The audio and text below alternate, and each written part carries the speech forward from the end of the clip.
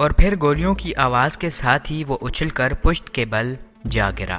عمران نے دانستہ اس کے جسم کے نچلے حصے پر فائل کھولا تھا۔ وہ اسے چند لمحے زندہ رکھنا چاہتا تھا۔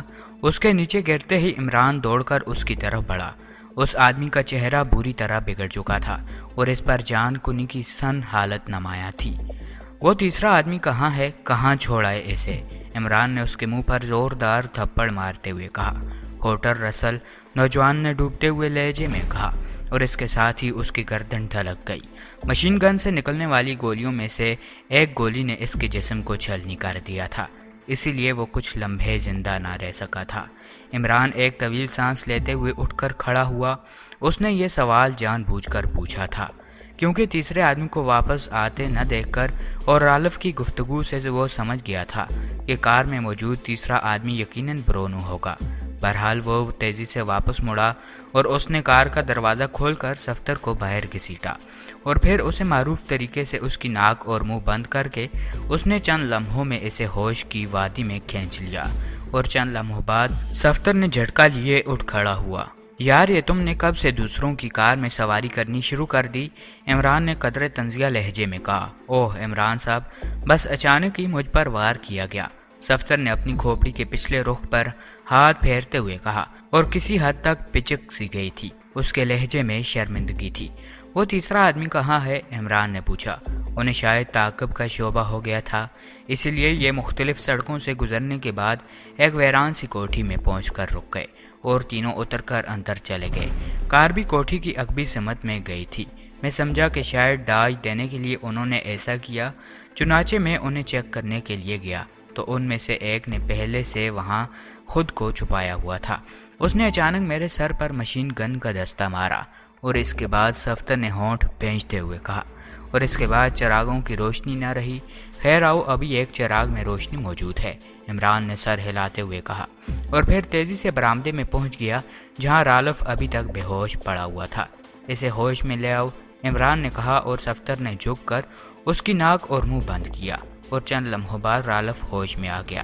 ہوش میں آتے ہی اس کے منہ سے کرراہ نکلی۔ وہ آدمی کس جگہ ٹھہرا ہوا ہے؟ جلدی بتاؤ، عمران نے اس کے پیٹ میں لات مارتے ہوئے کہا۔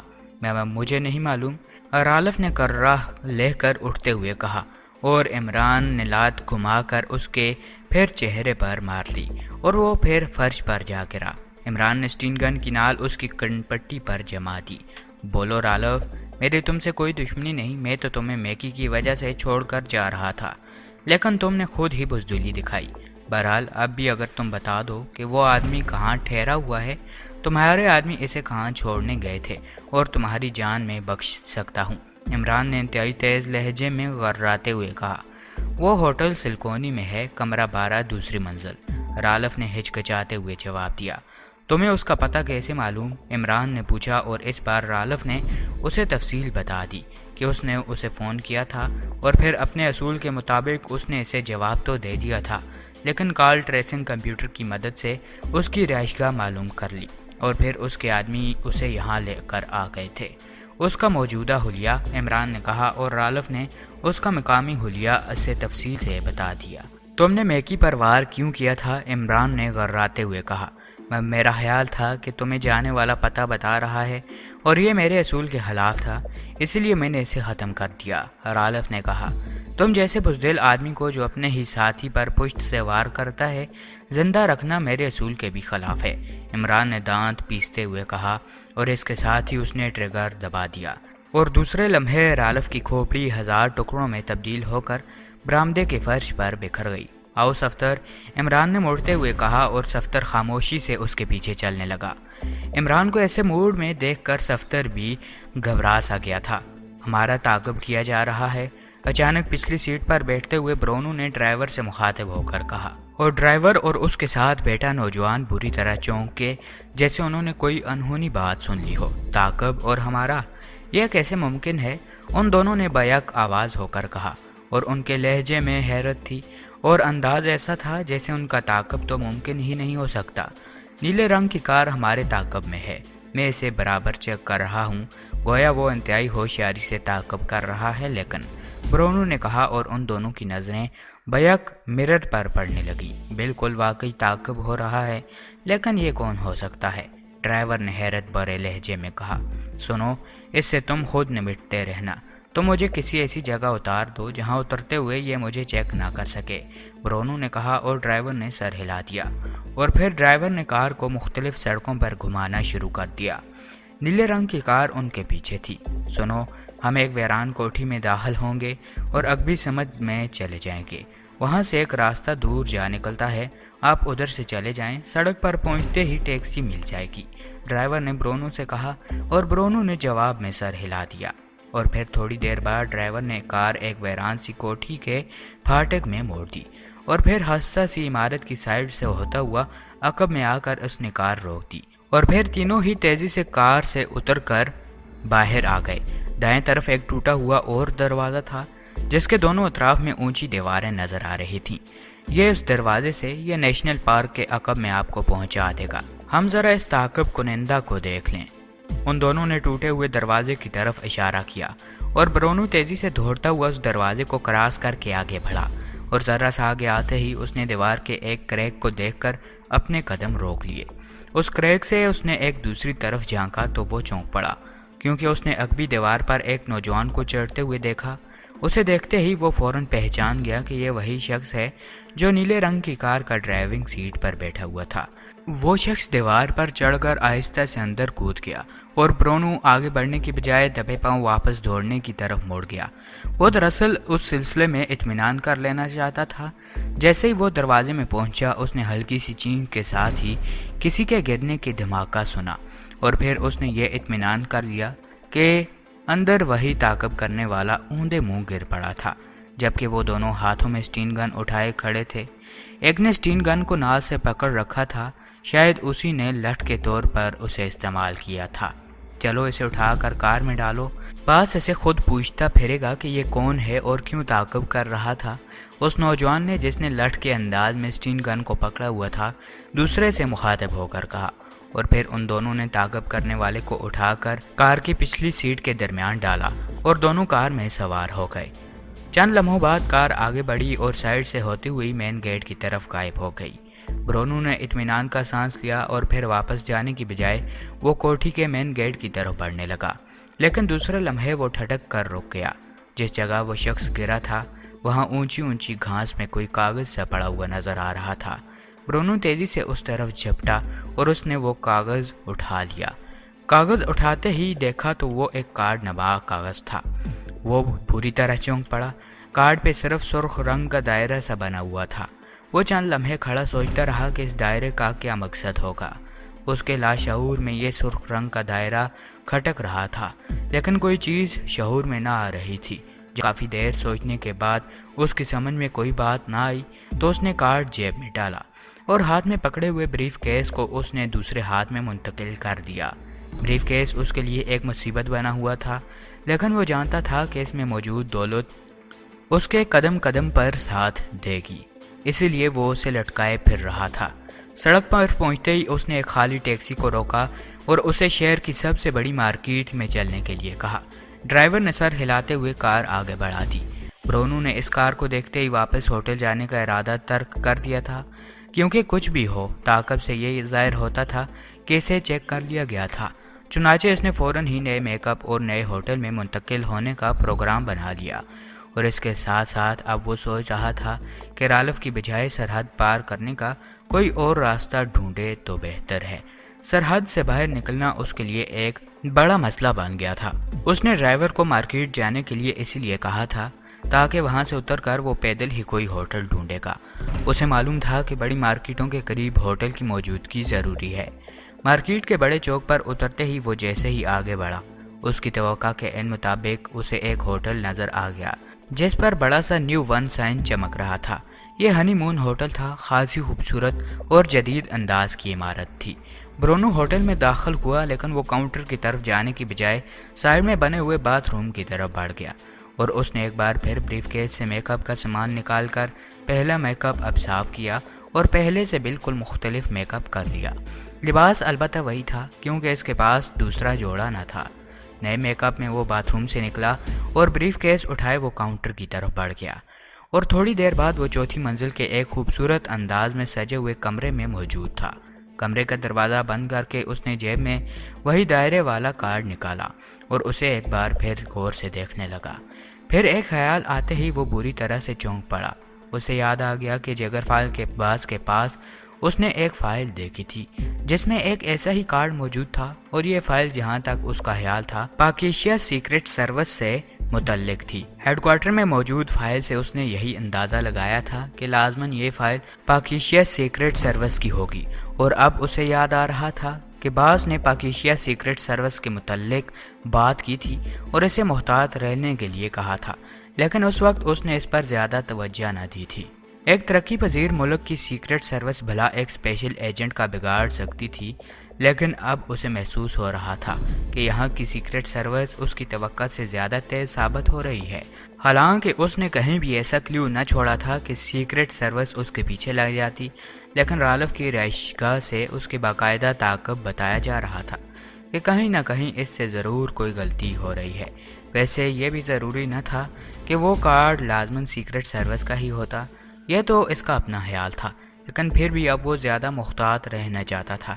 وہ کرسی پر بیٹھا سوچتا رہا کہ آخر وہ کیسی پلاننگ بنائے کہ محفوظ طریقے سے سرحد پار کر جائے۔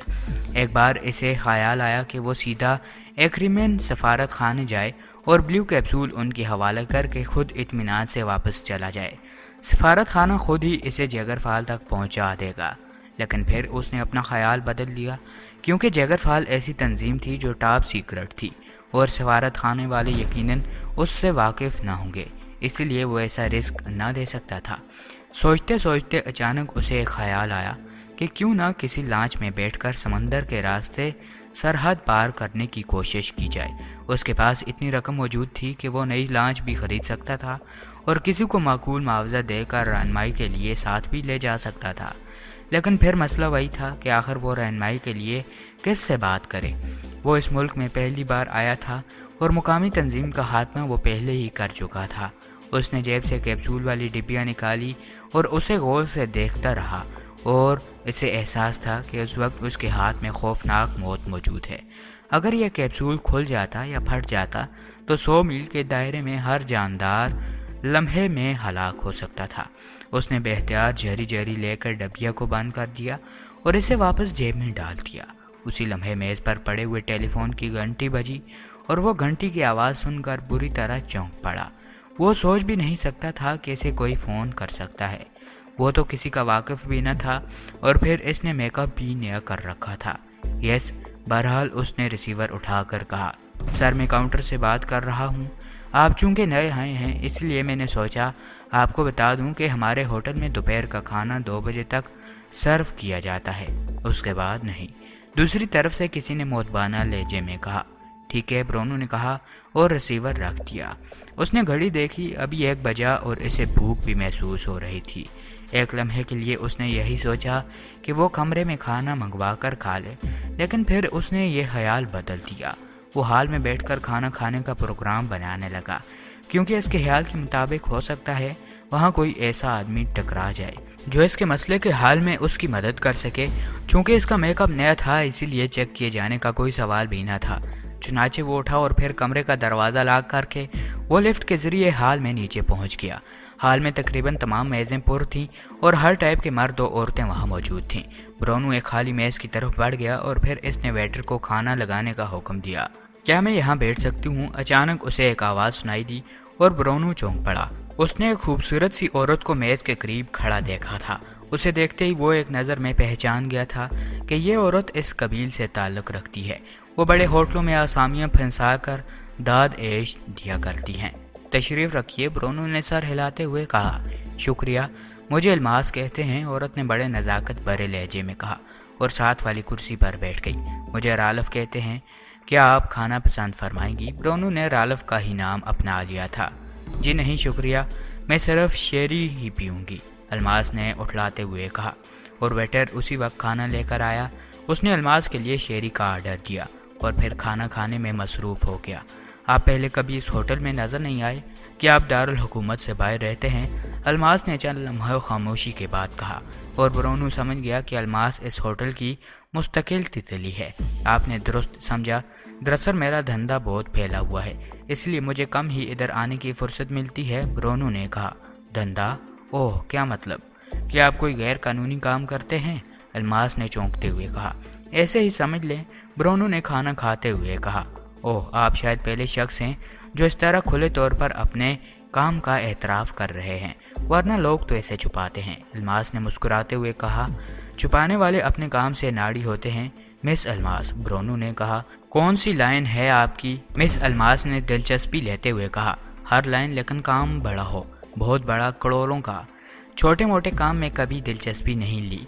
आजकल भी मेरे पास एक लंबा काम है, लेकिन एक उलझन आ पड़ी है। मुझे कोई ऐसा आदमी चाहिए जो बाएतमाद भी हो और किसी माल को सरहद पार कराने का फ़न भी जानता हो। इसीलिए यहाँ आया हुआ हूँ, लेकिन कोई जज नहीं कर रहा। ब्रोनू ने असल बात कह डाली, क्योंकि मिस अल्मास की बातों से ही अंदाज़ा लगाया गया था कि उसका ताल्लुक ज़ेर ज़मीन दुनिया से है। ओह, ऐसा आदमी मेरी नज़रों में है। लेकिन मिस अल्मास कुछ कहते कहते रुक गई। मैं आपकी बात समझ गया हूँ मिस अल्मास, मैं लंबी रकम खर्च करने का आदी हूँ, लेकिन उसूल से अगर आप मेरा मसला हल कर दें तो इस टिप के बदले आपको 1 लाख रुपए मिल सकते हैं। ब्रोनू ने फ़ौरन ही बात आगे बढ़ाते हुए कहा, और 1 लाख का सुनते ही मिस अल्मास चौंक पड़ी। उसके चेहरे पर यकलख्त सुर्खी आ गई। ओह, क्या वाकई आप सच कह रहे हैं? अगर मैं आपको ऐसे आदमी से मिलवा दूं तो वाकई आप मुझे 1 लाख रुपए देंगे? मिस अल्मास ने इश्तियाक आमेज लहजे में कहा। उसकी आंखों में गैर मामूली चमक उभर आई थी। मिस अल्मास, हम दोनों इससे पहले एक दूसरे से वाकिफ़ नहीं हैं, लेकिन इसके बावजूद मैंने खुलकर बात कर दी। उससे आप समझ जाएं कि मैं किस किस्म का आदमी हूँ। मेरे लिए 1 लाख रुपए ऐसे हैं जैसे किसी के लिए 1 रुपया, लेकिन मैं किसी किस्म का धोखा फराड बर्दाश्त करने का आदी नहीं हूँ, और जो शख्स मुझसे धोखा करेगा वो दूसरा सांस इस दुनिया में नहीं ले सकेगा। इसीलिए आपके जहन में अगर कोई ऐसी बात है तो आप इसे अपने जहन में फिर सोच लें। अलबत्ता अगर आपने वाकई मुझे ऐसा आदमी मिला दिया जो बाएतमाद या असूल वाला हो तो मैं आपको 1 लाख रुपए नगद दे दूंगा। ब्रोनू ने, जो खाने से फारग हो चुका था, सर्द लहजे में कहा। आप फिक्र न करें, धोखे का कोई सवाल नहीं। मेरा एक दोस्त है विलिंगटन, इसे आम तौर पर बाबी कहते हैं। बाबी का काम यही है। उसके हाथ बहुत लंबे हैं, इसीलिए वो आज तक पकड़ा नहीं जा सका। वैसे वो बाउसूल और बाहिम्मत आदमी है, वो आपका काम कर सकता है। मिस अल्मास ने फ़ौरन ही खुलकर कहा। ठीक है, कहाँ है वो बाबी? ब्रोनू ने सर हिलाते हुए जवाब दिया। उसके अड्डे पर जाना होगा, साहिल समुंदर पर ड्रैगन बारास का महसूस अड्डा है, मिस अल्मास ने कहा। ओके, फिर उससे बात करा दो और अपना 1 लाख कैश ले लो, ब्रोनू ने जवाब दिया।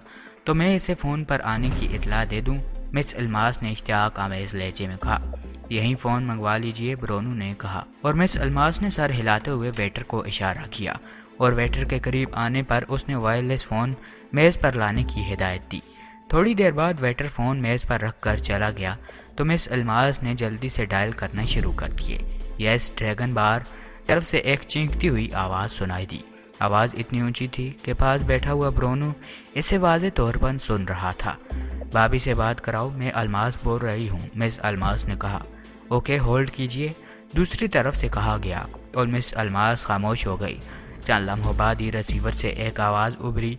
यस हनी, क्या बात है? बोलने वाले का लहजा हासा आशिकाना था, और इसका फिक्रा सुनते ही ब्रोनू समझ गया कि इन दोनों के दरमियान कैसे ताल्लुकात हैं। भाभी डेर, मैंने तुम्हारे लिए एक बड़ा काम ढूंढा है। एक बहुत बड़ी पार्टी शमाली सरहद पार कराना चाहती है, माकूल मुआवजा मिलेगा। अगर तुम इजाज़त दो तो मैं इस पार्टी को लेकर तुम्हारे पास आ जाऊं, मिस अल्मास ने इश्तियाक आमेज लहजे में कहा। कोई गलत आदमी तो नहीं? भाभी ने चंद लम्हे खामोश रहने के बाद संजीदा लहजे में कहा। ऐसी कोई बात नहीं, मेरी आंखें धोखा नहीं खा सकती, मिस अल्मास ने कहा। कहाँ से फ़ोन कर रही हो? भाभी ने पूछा। होटल हनीमून से, मिस अल्मास ने कहा। और वो पार्टी कहाँ है? भाभी ने कहा। वो मेरे सामने मौजूद है, मिस अल्मास ने ब्रोनू की तरफ देखते हुए कहा। ओके, तुम वहीं रुको, मैं खुद आ रहा हूँ, दूसरी तरफ से कहा गया, और इसके साथ ही राब्ता ख़त्म हो गया।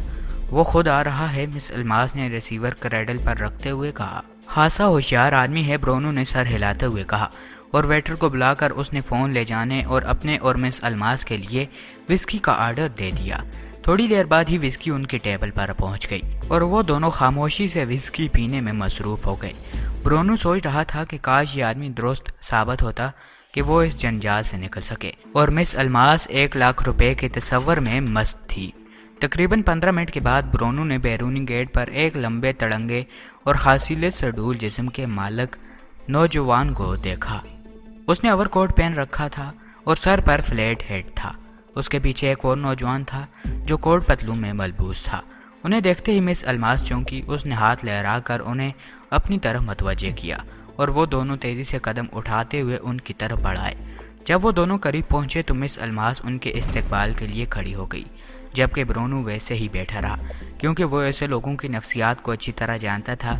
اگر وہ بھی ان کے استقبال کے لیے اٹھ کر کھڑا ہو جاتا تو پھر ان کی نظروں میں برونو کی وہ حیثیت نہ رہتی جو اب بے نیازی سے بیٹھے رہنے سے بنی ہوگی۔ یہ مسٹر رالف ہیں میرے نئے دوست، اور یہ ہیں جناب مسٹر بابی، مس الماس نے دونوں کا تعارف کراتے ہوئے کہا۔ تشریف رکھیے ماسٹر، مس الماس نے آپ کو بے حد تعریف کی ہے، برونو نے مسکراتے ہوئے جواب دیا۔ شکریہ، بابی نے سرد لہجے میں کہا۔ دوستو، آج کی اس ویڈیو میں بس اتنا ہی۔ امید ہے کہ آپ سب کو ویڈیو پسند آئی ہوگی۔ ویڈیو پسند آ جائے تو ویڈیو کو لائک کر دیجیے گا، اور مزید ایسی ویڈیوز کے لیے ہمارے چینل کو سبسکرائب کرتے ہوئے ساتھ میں موجود بیل آئیکن کو دبا کر آل نوٹیفیکیشن لازمی سلیکٹ کر لیجیے گا، تاکہ ہماری ہر نئی ویڈیو آپ تک آسانی سے پہنچ جائے۔ ملیں گے اگلی ایپیسوڈ میں، مجھے دیجیے اجازت۔ اپنا بہت سارا خیال رکھیے گا۔ اللہ پاک آپ سب کا حافظ و نگہبان۔